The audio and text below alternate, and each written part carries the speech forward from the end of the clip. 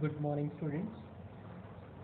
Students, earlier we have discussed about the shift in supply curve and the movement along with the supply curve. Okay, and we have also discussed about the causes of these two. Okay, so as we know that during shift in supply curve or shifting of supply curve, the price or on price of the commodity remains constant. These are the other things, okay, which made the supply curve shift from its original position, either leftwards or rightwards. Okay, that means the other things हैं या determinants जिनको हम कहते हैं, ये supply curve को जो है या तो राइट वर्ड शिफ्ट कर देती हैं या फिर लेफ्ट वर्ड शिफ्ट कर देती है. ओके, सो इनमें से कुछ को हम डिस्कस करेंगे, इनके इफेक्ट्स को. So how does the change in these factors affect the change in supply curve? Okay, so first of all we'll discuss about the change in technology. Okay, like how does the change in technology affect the supply curve? If we talk about the technology, there are constant improvements we are being observing over the years. Okay, that means technology is consistently or constantly being improved. Okay, more and more advanced technology we are using or we are experiencing over the years.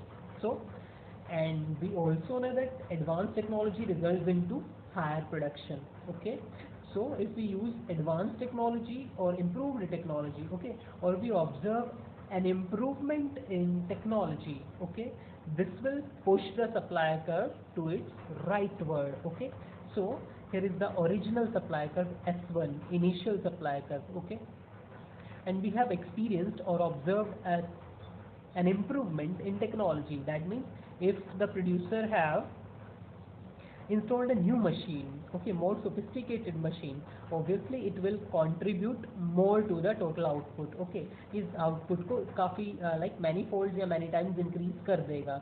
So production increase हुआ है तो supply भी increase होगी. Clear? So technology में जो change आता है उसकी वजह से supply का rightward shift हो जाता है. Okay, always it is being observed कि technology में change आने की वजह से supply का rightward shift हो जाएगा. Okay, तो जब भी आए कि टेक्नोलॉजी में चेंज दिखाना है, बिकॉज टेक्नोलॉजी अगर चेंज हुई है, ठीक है, we are saying the change in technology. Clear?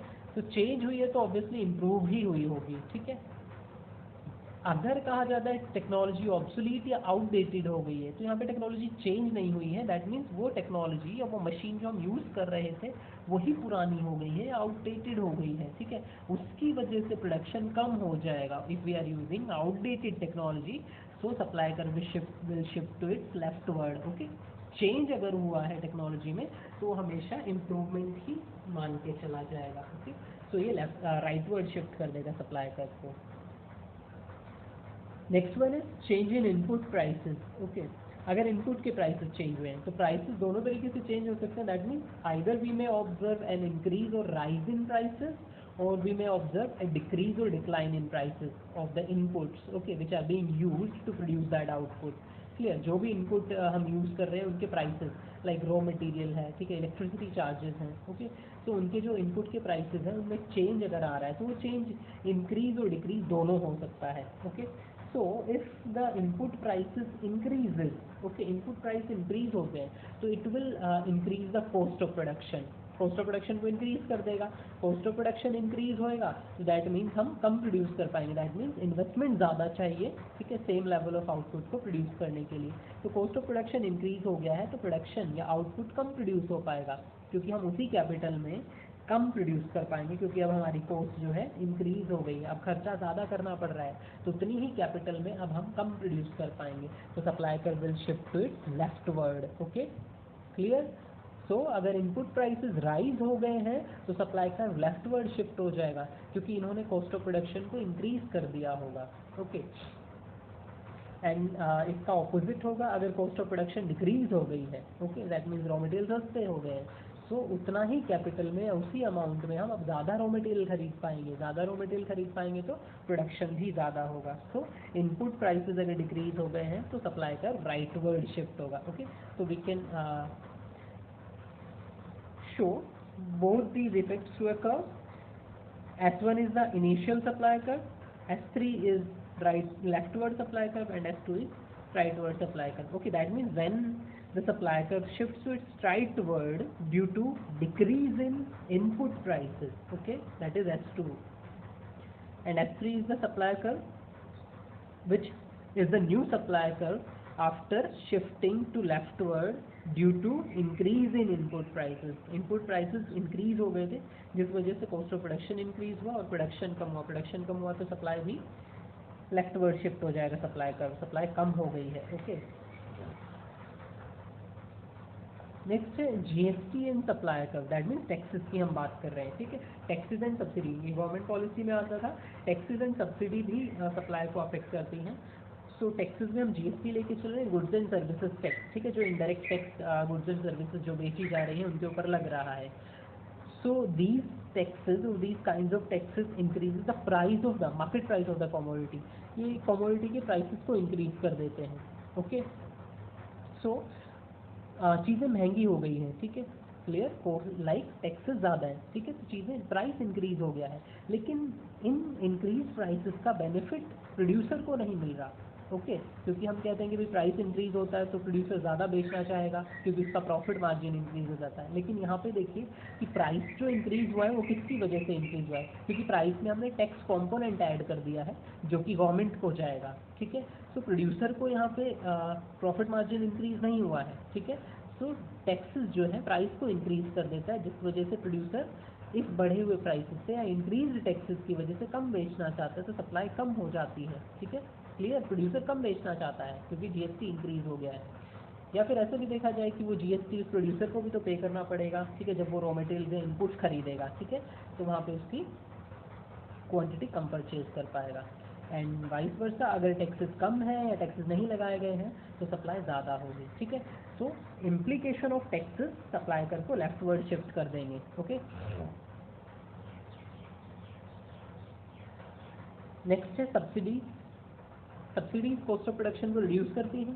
ठीक है, मतलब प्रोड्यूसर्स को अब कम खर्चा करना पड़ेगा. Okay, cost of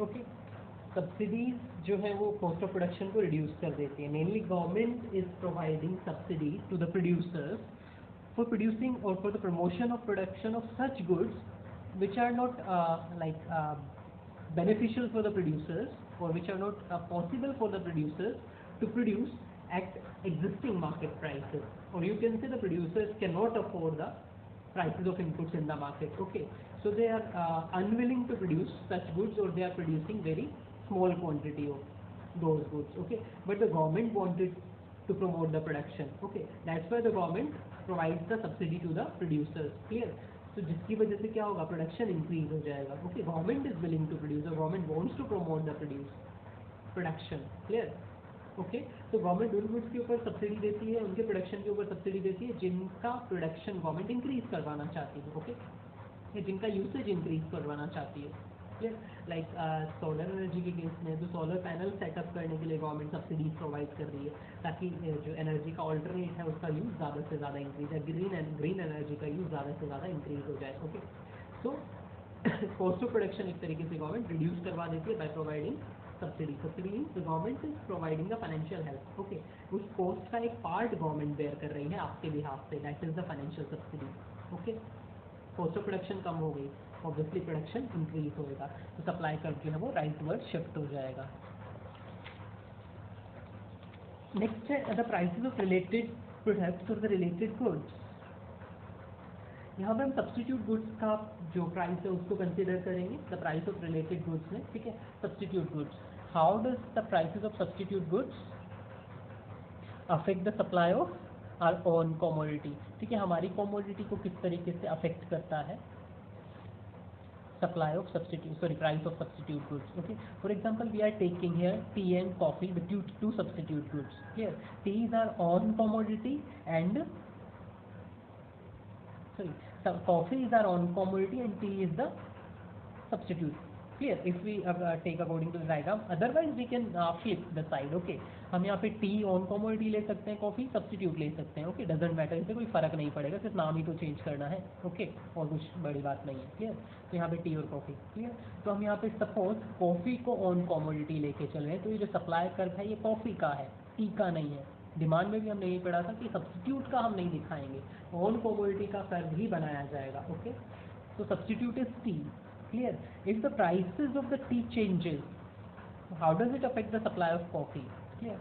So this is the initial supply curve S1. S1 is the initial supply curve of coffee. Coffee का initial supply curve है. This is rightward means new supply curve आ गया S3 and this is rightward new supply curve आ गया S2. Leftward shift हुआ और rightward. किस वजह से? क्योंकि जो टी था substitute commodity उसके prices change हुए होंगे, या एक बार कम हुए एक बार ज़्यादा हुए। ओके, जब टी के प्राइसेस डिक्रीज हो जाते हैं, ठीक है, टी के प्राइसेस डिक्रीज हो जाएंगे तो प्रोड्यूसर किस कमोडिटी को ज़्यादा बेचना चाहेगा? जिसके प्राइसेस ज़्यादा होंगे। ठीक है, तो टी के प्राइसेस कम हो गए हैं तो सब्स्टिट्यूट की जगह पे वो क्या बेचेगा? कॉफ़ी। ऑन कमोडिटी का जो प्रोडक्शन है या सेल है वो बढ़ा देगा क्योंकि उसका प्राइस ज़्यादा है, कॉफ़ी का प्राइस ज़्यादा है, टी में उसको प्रॉफिट मार्जिन कम है क्योंकि प्राइस कम हो गया है। तो अगर सब्स्टिट्यूट के प्राइसेस डिक्रीज हो जाते हैं तो सप्लाई बढ़ जाएगी ऑन कमोडिटी की। डिमांड का ऑपोजिट है, डिमांड में क्या हो जाता था? सब्स्टिट्यूट के प्राइसेस डिक्रीज होने पे ऑन कमोडिटी की डिमांड क्या हो जाती थी? डिक्रीज हो जाती थी। ठीक है, यहाँ पे क्या होगा? सब्स्टिट्यूट के प्राइस डिक्रीज होने पे ऑन कमोडिटी की सप्लाई इंक्रीज हो गई है। वहाँ पे डिमांड डिक्रीज हो जाती थी ऑन कमोडिटी की, यहाँ पे सप्लाई इंक्रीज हो गई। सब्स्टिट्यूट का प्राइस दोनों में सेम रहा हमने। ठीक है, वहाँ पे भी सब्स्टिट्यूट का प्राइस कम किया था, यहाँ पे भी सब्स्टिट्यूट का प्राइस कम कर रहे हैं। कंपैरिजन डिमांड और सप्लाई में देखते हैं तो सब्स्टिट्यूट का प्राइस कम होने पे डिमांड तो कम हो गई थी ऑन कमोडिटी की। ठीक है, लेकिन ऑन कमोडिटी की सप्लाई बढ़ जाएगी। ठीक है, प्रोड्यूसर ज़्यादा बेचना चाहेगा क्योंकि इसमें उसको प्रॉफिट मार्जिन ज़्यादा है, प्राइसेस हाई है इसके सब्स्टिट्यूट के मुकाबले। क्लियर? एंड इसका ऑपोजिट इफेक्ट होगा जब सब्स्टिट्यूट के प्राइसेस डिक्रीज हो जाएंगे। ठीक है, जब सब्स्टिट्यूट मीन्स टी के प्राइसेस जब इंक्रीज हो गए हैं। ठीक है, तो producer is willing to sell more of tea because coffee के प्राइस सेम है बट टी के प्राइस ओवरले कर रहे हैं। ठीक है, सरपास कर गए हैं कॉफ़ी को, तो प्रोड्यूसर को प्रॉफिट कहाँ पे ज़्यादा मिल रहा है? जिसके प्राइसेस ज़्यादा है, टी के, तो वो कॉफ़ी को कम बेचना चाहेगा एग्जिस्टिंग प्राइसेस के ऊपर क्योंकि उसको टी में ज़्यादा बेनिफिट दिख रहा है। ओके, तो कॉफ़ी का सप्लाई कम कर दिया जाएगा। Okay, so these were the effects of different things on the shifting of supply curve. The next one is price elasticity of supply. Okay, so price elasticity that means price और supply में जो change हो रहे हैं quantity supplied में। ठीक है, on commodity के ऑन प्राइस और जो सप्लाई है, ठीक है, क्वांटिटी सप्लाइड, उसमें जो चेंज है, ठीक है, उनका रिलेशनशिप दिखाएगा कि प्राइस चेंज होने की वजह से क्वांटिटी सप्लाइड के ऊपर क्या इफेक्ट पड़ता है। क्लियर? तो what is price elasticity of supply? Price elasticity of supply measures the degree of change in supply. Okay, degree of change in supply in response to a change in on price of commodity. ठीक है, commodity के खुद के price में change होने पे supply में कितना चेंज आता है, क्वांटिटी सप्लाइड कितना चेंज होती है। ओके, तो ऑन प्राइस में जब चेंज होता है तो या तो एक्सटेंड होती है सप्लाई या फिर कॉन्ट्रैक्ट होती है। ठीक है, तो या तो इसको हम क्या लिख दें? Change in supply. ठीक है, एक्सटेंशन और कॉन्ट्रैक्शन की जगह हम चेंज इन सप्लाई भी लिख सकते हैं। Change in supply due to on price. ठीक है, change in supply due to on price, दो चीज़ें हैं, ऑन प्राइस और सप्लाई, क्वांटिटी सप्लाइड में रिलेशन लिखा है। Okay, that is price elasticity. Clear? Price elasticity क्या है? The price elasticity measure the degree of change in supply in response to change in on price of commodity. Okay, now we will measure the elasticity of supply. ठीक है, हम major करेंगे जैसे हम demand की elasticity major करते थे, तो यहाँ पे हम परसेंटेज मेथड लेंगे। ठीक है, percentage change method to measure the elasticity of price elasticity of supply. Price elasticity को मेजर करने के लिए percentage method, same as demand, सिर्फ नाम चेंज होएगा। क्वांटिटी डिमांडेड की जगह हम क्वांटिटी सप्लाइड लेके चलेंगे। Clear? So percentage change in quantity supplied divided by percentage change in price. ठीक है, percentage change in price, price में कितना परसेंट चेंज आया उसकी वजह से क्वांटिटी सप्लाइड में क्या चेंज आया। अब हम ये परसेंटेज चेंज निकालते कैसे हैं, ये हम पहले भी डिस्कस किए थे। ठीक है, डिमांड वाले में भी। ठीक है, percentage change in quantity supplied, percentage change delta Q is the change divided by Q into 100, percentage change in quantity supplied आ गया। इसी तरीके से परसेंटेज चेंज प्राइस निकाल लेंगे, delta P over P, delta P निकलेगा P1 minus P. Okay, delta P हम कैसे निकालेंगे? Delta P is equals to P1 minus P. ठीक है, न्यू प्राइस माइनस इनिशियल या current price minus initial price. अब चेंज हो गया प्राइस कितना हो गया है, उसमें से पहले वाला प्राइस माइनस कर देंगे। Same as delta Q is equals to Q1 minus Q, current price minus current quantity minus initial quantity. Okay, current quantity supplied minus initial quantity supplied is equals to delta Q. Clear? जैसे कि example भी दे रखा है हमें, ठीक है, इस फॉर्मूले के अकॉर्डिंग सॉल्व कर लेंगे। A producer offers to sell 400 units of a commodity when its price is ₹10 per unit, that means this is Q, this is P. Initial price ₹10 था पर यूनिट, तो उसके हिसाब से 400 यूनिट्स बेच रहा था या ऑफर कर रहा था। while only 200 units are offered if the price reduces to ₹5 per unit। अगर प्राइस डिक्रीज हो जाता है 10 से 5 रुपये हो जाता है पर यूनिट, तो वो सिर्फ 200 यूनिट ही बेचता है, ठीक है, ऑफर करता है। तो इलास्टिसिटी कैलकुलेट करिए, तो यहाँ से हम क्या कर लेंगे, this is Q1, 200 is Q1 and 5 is P1। Okay, so we have Q and Q1, P and P1। तो Q एंड Q1 की हेल्प से हम डेल्टा Q निकाल लेंगे। Delta Q is equals to Q1 minus Q। Okay, 200 minus 400, okay, 200 minus 400, delta Q क्या आ जाएगा, -200 आएगा। Clear? Q1 में से Q माइनस होगा, ऐसा नहीं होगा कि बड़े में से छोटा माइनस कर देंगे, नहीं, ठीक है, फॉर्मूला जो है उसके अकॉर्डिंग ही वैल्यू पुट करेंगे। सो 200 माइनस 400, तो -200 आ जाएगा delta Q। Clear? Inverse relationship है, नहीं है। Okay, so Q1 minus Q minus 200, then हम क्या निकालेंगे, P1 माइनस P, ठीक है, डेल्टा P आ जाएगा हमारे पास, P1 minus P that is 5। Okay, P1 minus P minus 5। Okay, minus से माइनस कैंसिल हो जाएगा। क्लियर? तो यहाँ पे इनवर्स रिलेशनशिप नहीं है, इसलिए फॉर्मूले के आगे हमने नेगेटिव साइन पुट नहीं किया। जैसे इलास्टिसिटी ऑफ डिमांड में हम फॉर्मूले में क्या करते थे, ED is equals to minus delta Q over delta P into P over Q।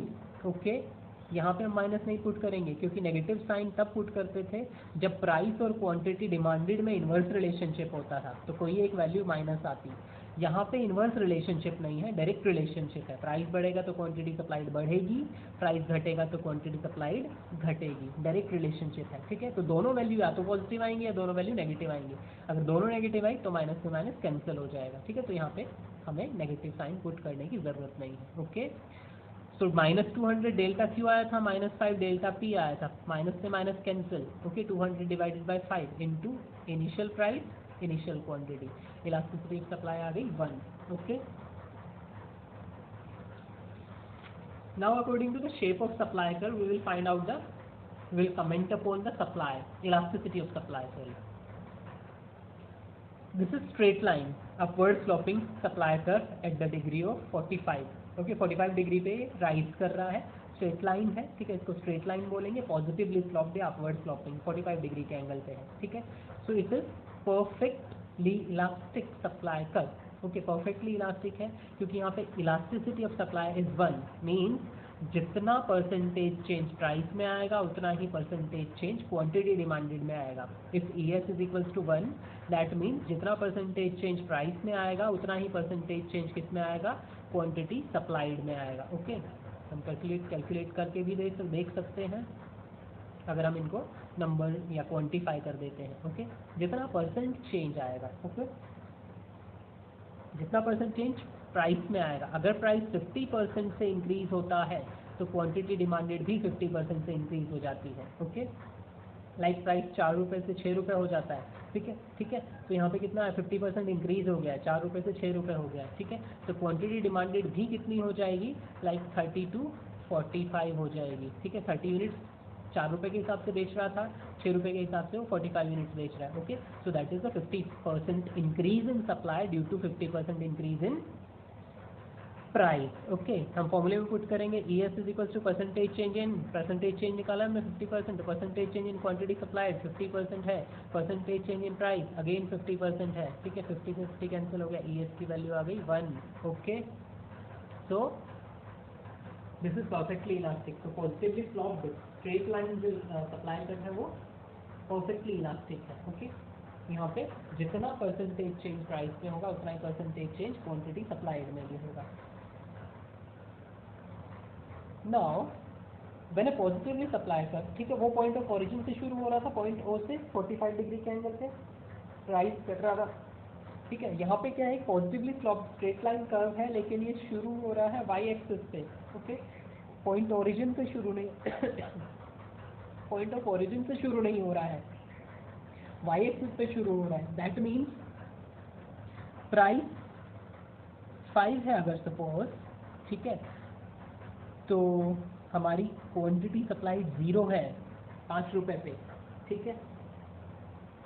अगर 5 रुपए इस पॉइंट पे, पॉइंट ए मैं इसको नाम दे दूँ, पॉइंट ए पे मैं मेजर करूँ तो 0 है, ठीक है। 5 रुपए पे भी वो कुछ नहीं ऑफर कर रहा है बेचने के लिए, नहीं रेडी है, ठीक है। दैट मीन्स ये पॉइंट ऑफ ओरिजिन से शुरू नहीं होगा, ठीक है। वाई एक्सिस से शुरू, वाई एक्सिस से शुरू हुआ है मतलब कोई एक पर्टिकुलर प्राइस है जिसके ऊपर वो 0 यूनिट्स बेचना चाहता है, मतलब 0 यूनिट्स बेच रहा है, मतलब कुछ भी नहीं बेच रहा, कोई भी यूनिट ऑफर कर ही नहीं रहा है उस पर्टिकुलर प्राइस पे, उससे ज़्यादा पे ही बेचेगा वो, okay.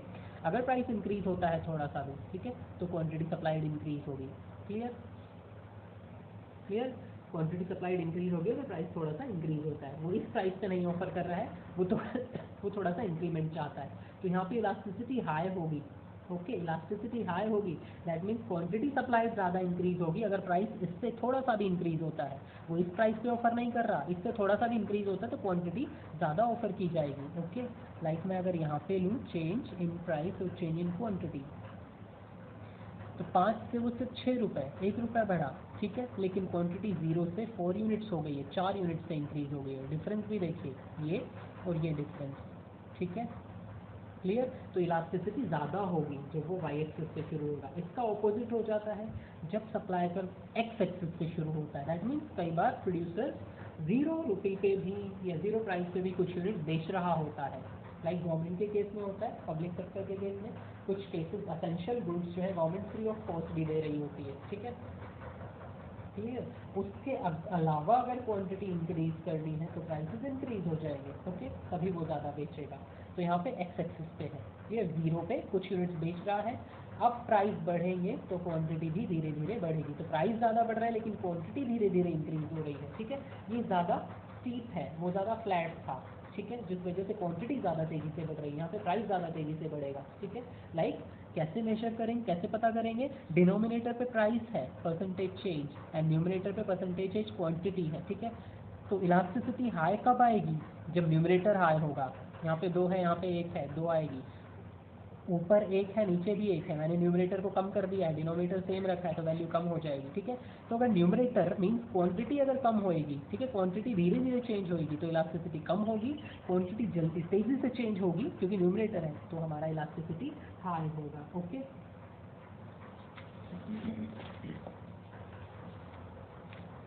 Next, we will discuss about the two extreme conditions. One is zero and infinite elastic. Okay, zero elasticity मतलब quantity demanded change होगी ही नहीं irrespective of the change in prices. ठीक है, quantity supplied, quantity supplied change है, यहाँ पे change हो ही नहीं रहा है supply में। ऐसा किस केस में होता है, फॉर एग्जाम्पल एग्रीकल्चरल गुड्स के केस में भी हो सकता है ना, प्राइस जितना मर्जी गवर्नमेंट अनाउंस कर दे, इंक्रीज कर दे, ठीक है, लेकिन पॉइंट इज नेचुरल कॉन्स्टेंट्स है, ठीक है। अगर प्रोडक्शन लिमिटेड ही हुआ है, ठीक है, तो प्राइसेस जितना मर्जी चेंज हो जाए, जितना प्रोडक्शन हुआ है, नेचुरल कॉन्स्टेंट्स है, बारिश कम हुई है, सूखा पड़ गया, तो हमारा प्रोडक्शन लिमिटेड ही होगा, तो हम क्वांटिटी सप्लाइड इंक्रीज नहीं कर सकते हैं क्योंकि जितना प्रोड्यूस हो चुका है वही सप्लाई मार्केट में किया जा सकता है। अब प्राइस चाहे जितना मर्जी बढ़े, तो इस केस में हमारे पास क्या हो रहा है, न्यूमरेटर क्या है, न्यूमरेटर चेंज नहीं हो रहा है तो 0 है, ठीक है, 0 डिवाइडेड बाय प्राइस चेंज हो रहा है, लाइक 50% चेंज आ जाता है प्राइस में, लेकिन क्वांटिटी डिमांडेड अभी भी चेंज नहीं होती है, तो रिजल्ट क्या आएगा, किसी भी नंबर से 0 को डिवाइड करते हैं तो 0 ही आता है, ठीक है। तो हमारी इलास्टिसिटी हो जाएगी E S is equals to 0, ठीक है, 0, क्योंकि percentage change in quantity change हुई ही नहीं, ठीक है, वो parallel to O Y axis है, that means quantity O Q ही रही जब प्राइस P1 था, क्वांटिटी ओ क्यू ही रही जब प्राइस इंक्रीज होकर P2 हो गया, क्वांटिटी ओ क्यू ही रही जब प्राइस फर्दर इंक्रीज हो जाता है। तो प्राइस तो इंक्रीज हो रहा है लेकिन क्वांटिटी सप्लाइड इंक्रीज नहीं हो रही है, ठीक है। क्लियर, तो यहाँ पे इलास्टिसिटी 0 आएगी, दैट इज 0 इलास्टिसिटी, ओके। इसको इन इलास्टिक भी कहते हैं, ठीक है, कुछ change in elastic means change आना, फ्लेक्सिबिलिटी, यहाँ पे कोई फ्लेक्सिबिलिटी है ही नहीं सप्लाई में, ठीक है, तो इलास्टिसिटी ऑफ सप्लाई क्या हो जाएगी, inflexible, inelastic. Next one is infinite elastic, that mean same price के ऊपर प्रोड्यूसर जितना मर्जी क्वांटिटी सेल करने के लिए रेडी है। ऐसा होता है हमारा जो पेरिशेबल गुड्स हैं उनके केस में होता है। प्राइस इंक्रीज भी नहीं हो लेकिन प्रोड्यूसर तब भी जितनी यूनिट्स है सारी बेचना चाहते हैं, वो चाहते हैं कि जितनी यूनिट्स हमारे पास पड़ी है सारी बिक जाए सेम प्राइस पे। क्यों?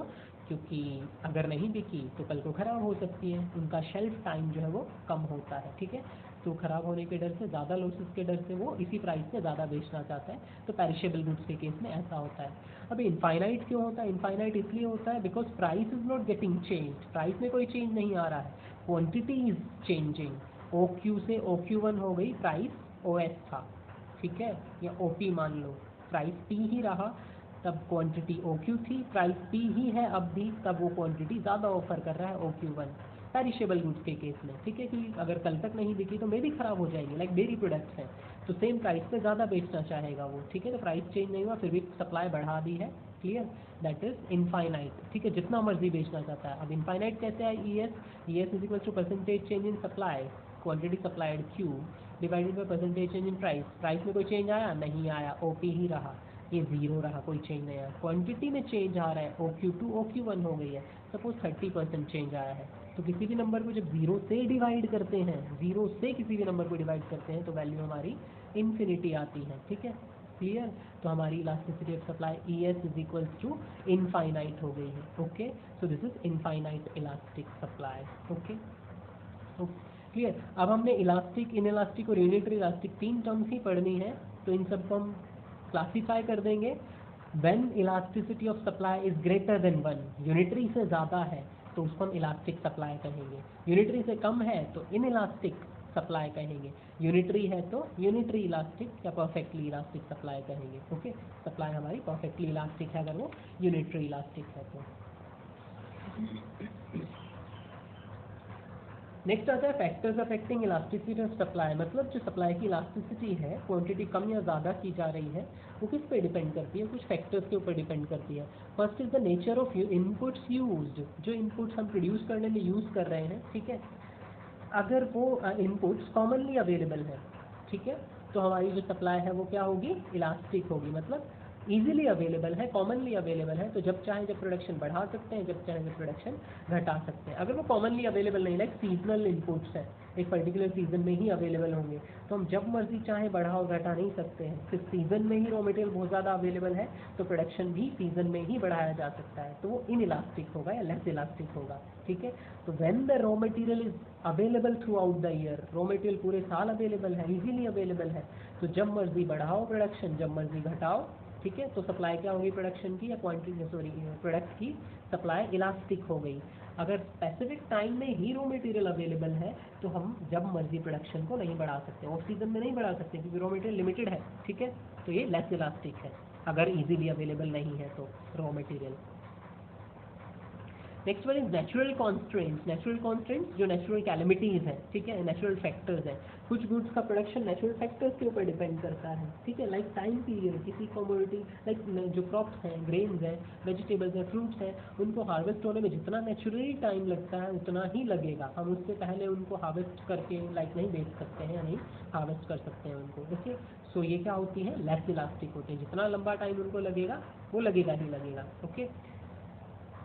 एंड नेचुरल फैक्टर्स भी हम कह सकते हैं कि हम जितना मर्जी नहीं चेंज कर सकते, लाइक ग्रेन्स हम जितना मर्जी नहीं प्रोड्यूस कर सकते, रेनफॉल के ऊपर डिपेंड है, सॉइल की फर्टिलिटी के ऊपर डिपेंड है। हालांकि सॉइल की फर्टिलिटी हम इंप्रूव कर दें लेकिन रेनफॉल अगर अनसर्टेन है तो हम जितना मर्जी प्रोडक्शन नहीं बढ़ा सकते हैं, लाइक नेचुरल कैलमिटीज हैपन हुई तब भी हम अपनी मर्जी से नहीं बढ़ाया घटा सकते हैं, तो वो लेस इलास्टिक है। जो नेचुरल प्रोडक्ट्स हैं या नेचर के ऊपर बेस्ड है वो लेस इलास्टिक होते हैं।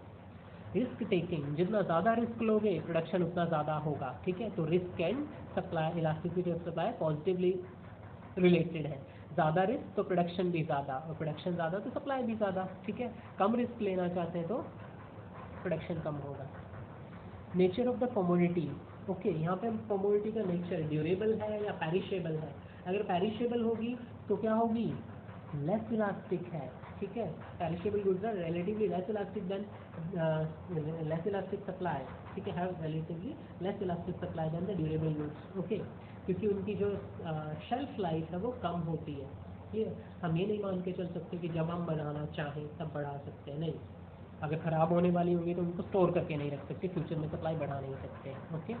तो लेस इलास्टिक होती है, ठीक है, मतलब हम ये लाइक प्राइस से रिलेटेड है ना सप्लाई, तो हम ये नहीं कह सकते कि फ्यूचर में प्राइस बढ़ेंगे तो इन गुड्स को स्टोर करके रख लें और फ्यूचर में बेच देंगे, ठीक है। तो वो लेस इलास्टिक है, प्राइस से रिलेटेड नहीं है। सेम प्राइस पे भी कई बार ज़्यादा बेचना पड़ता है, कई बार कम प्राइस पे भी बेचना पड़ जाता है, क्योंकि अगले दिन ख़राब हो सकती है वो। Okay, next is cost of production. Okay, ये हम सब्सिडीज वाले में एंड जीएसटी वाले में पढ़ चुके हैं, उससे पहले इनपुट प्राइसेस में भी पढ़ चुके हैं। अगर कॉस्ट ऑफ प्रोडक्शन ज़्यादा है, ठीक है, अगर कॉस्ट ऑफ प्रोडक्शन है, सॉरी, कॉस्ट ऑफ प्रोडक्शन अगर ज़्यादा है, ठीक है, तो दैट मीन्स क्या होगा, सप्लाई, जो इलास्टिसिटी सप्लाई है वो कम होगी, क्योंकि कॉस्ट ऑफ प्रोडक्शन ज़्यादा होगा तो प्रोडक्शन कम कर पाएंगे, ठीक है। तो मतलब अपनी मर्जी से अगर इनपुट्स के प्राइसेस बहुत ज़्यादा हैं, कॉस्ट ऑफ प्रोडक्शन को अगर हम इनपुट के प्राइसेस से रिलेट कर देते हैं, तो हम वैसे पढ़ें कि अगर इनपुट के प्राइसेस काफ़ी हाई हैं तो हम अपनी मर्जी से इनपुट्स ज़्यादा या कम नहीं खरीद सकते, जितनी डिमांड होगी उतना ही खरीदेंगे, क्लियर। तो लेस इलास्टिक होगी अगर कॉस्ट ऑफ प्रोडक्शन ज़्यादा है तो, ठीक है। तो सप्लाई लेस इलास्टिक होगी, क्योंकि प्राइसेस ऑफ इनपुट्स काफ़ी हाई है तो हमें रैशनली खरीदने पड़ेंगे, सोच समझ के खरीदने पड़ेंगे रॉ मटेरियल, तो अपनी मर्जी से बढ़ा या घटा नहीं सकते हैं।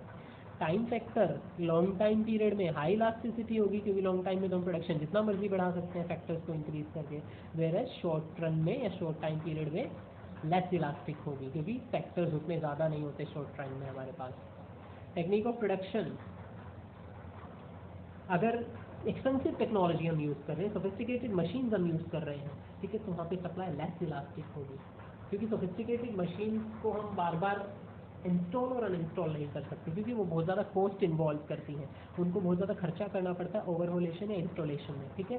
तो हम बार बार नहीं कर सकते कि अब प्रोडक्शन कम करना है तो उनको हटा दिया जाए, ठीक है, अब प्रोडक्शन बढ़ाना है तो एक और मशीनरी खरीद ली गई, क्योंकि वो बहुत ज़्यादा एक्सपेंसिव होती है, तो प्रोडक्शन हम बहुत जल्दी जल्दी नहीं बढ़ा सकते हैं, तो मतलब लेस इलास्टिक होता है, बहुत जल्दी नहीं बढ़ा सकते हैं हम, प्राइस बढ़ा और हमने प्रोडक्शन बढ़ा दिया, तो ऐसा थोड़ा ना होता है कि हम एक एक्स्ट्रा मशीनरी खरीद के लाए थोड़े से प्राइस इंक्रीज होने पे, क्योंकि वो काफ़ी एक्सपेंसिव टेक्नोलॉजी है।